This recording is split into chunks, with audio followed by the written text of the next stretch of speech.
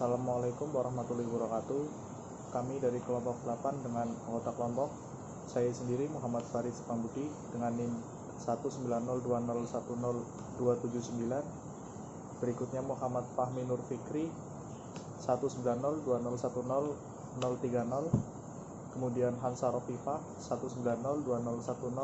1902010259. Kemudian ada Naistana Safah dengan NIM 1902010297.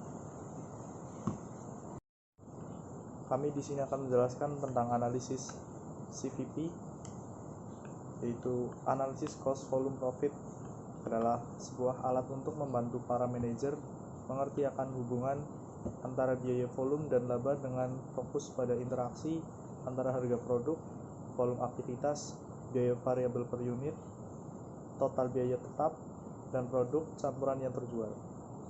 Analisis CVP ini merupakan sebuah alat yang vital digunakan dalam membuat keputusan bisnis seperti menentukan produk apa yang harus diproduksi atau dijual, kebijakan harga seperti apa yang harus dilaksanakan, dan fasilitas yang produktif seperti apa yang diperlukan. Asumsi-asumsi CVP analisis. Asumsi-asumsi yang digunakan pada analisa biaya, volume, dan laba. Yang pertama adalah analisis mengonsumsi fungsi pendapatan dan fungsi biaya berbentuk lurus. Yang kedua adalah analisis mengonsumsi bahwa harga total, biaya tetap, dan biaya variabel per unit dapat diidentifikasikan secara akurat dan tetap konstan sepanjang rentang yang relevan. Yang ketiga, analisis mengasumsikan bahwa apa yang diproduksi dapat dijual. Yang kelima, untuk analisis multiproduk diasumsikan bahwa bauran penjualan diketahui. Dan yang keenam adalah asumsikan bahwa harga jual dan biaya diketahui dengan pasti. BEP, break even point, adalah titik impas di mana laba yang dihasilkan memiliki nilai yang sama dengan nilai yang dibutuhkan untuk proses produksi. Tujuan analisis break even point. Yang pertama yaitu mengetahui nilai BEP membantu pengusaha dalam menentukan volume kapasitas produksi yang tersisa setelah tercapainya BEP. Yang kedua, dengan adanya nilai BEP, maka perusahaan bisa menentukan langkah efisiensi kerja yang bisa dilakukan. Yang ketiga, nilai BEP membantu pengusaha untuk mengetahui perubahan nilai laba jika terjadi perubahan harga produk. Dan yang keempat, karena BEP berfungsi untuk mengetahui perubahan laba, maka BEP juga bisa menentukan kerugian yang terjadi. Selanjutnya, pembentuk BEP. Dalam mendapatkan sebuah nilai BEP terdapat 4 elemen pembentuk. Yang pertama itu biaya tetap atau fixed cost, biaya yang nilainya akan tetap dan konstan walaupun terjadi perubahan pada proses produksi. Yang kedua ada biaya variabel atau variable cost, biaya yang nilainya dapat berubah-ubah setiap per unitnya. Yang ketiga ada harga atau price, harga yang diperoleh dari seluruh biaya yang dibutuhkan untuk memproduksi sebuah barang ditambah dengan nilai keuntungan atau margin yang ingin diperoleh. Dan yang keempat ada pendapatan atau revenue, pendapatan atau penghasilan yang didapatkan dari semua penjualan produk. Metode perhitungan BEP. Yang pertama ada BEP per unit. BEP unit sama dengan biaya tetap per harga per unit dikurang biaya variabel per unit. Yang kedua ada BEP nilai penjualan. BEP sama dengan biaya tetap per 1 dikurang biaya variabel per harga.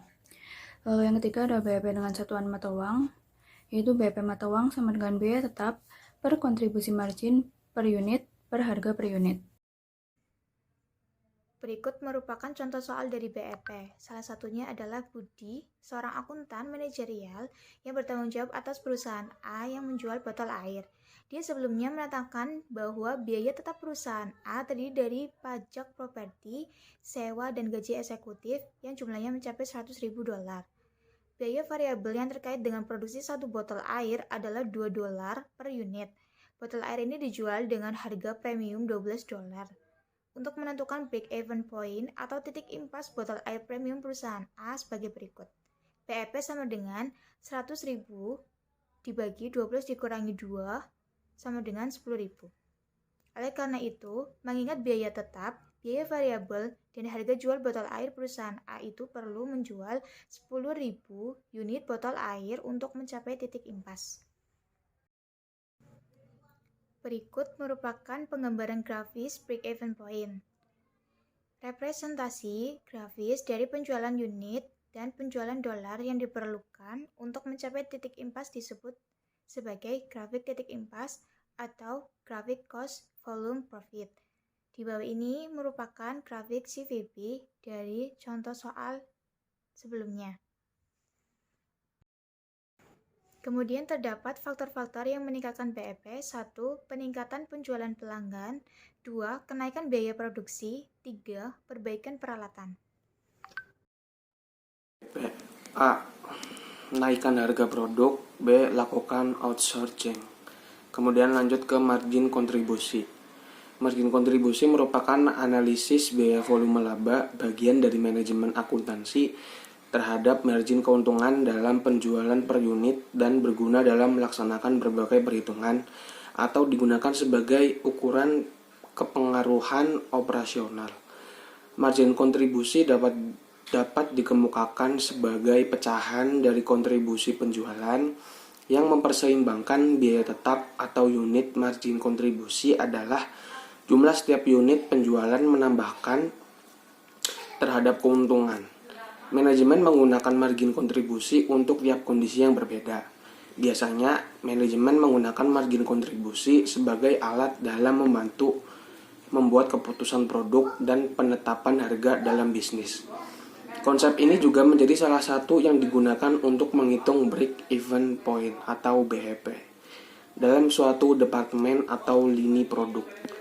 Kemudian lanjut ke contoh soal. Sebagai contoh, perusahaan manufaktur PT Kilat mencetak pendapatan bersih sejumlah 150 juta dalam 1 tahun. Rincian biaya variabel PT Kilat adalah yang pertama ongkos angkut barang 5 juta, biaya tenaga kerja langsung 20 juta, biaya bahan baku langsung 30 juta. Maka total biaya variabel PT Kilat adalah 55 juta. Jika dimasukkan dalam formulasi margin kontribusi, maka margin kontribusi PT Kilat adalah margin kontribusi per unit sama dengan harga jual produk per unit dikurangi biaya variabel per unit. Maka margin kontribusi PT Kilat adalah 150 juta dikurangi 55 juta, hasilnya 95 juta. Sekian dari saya.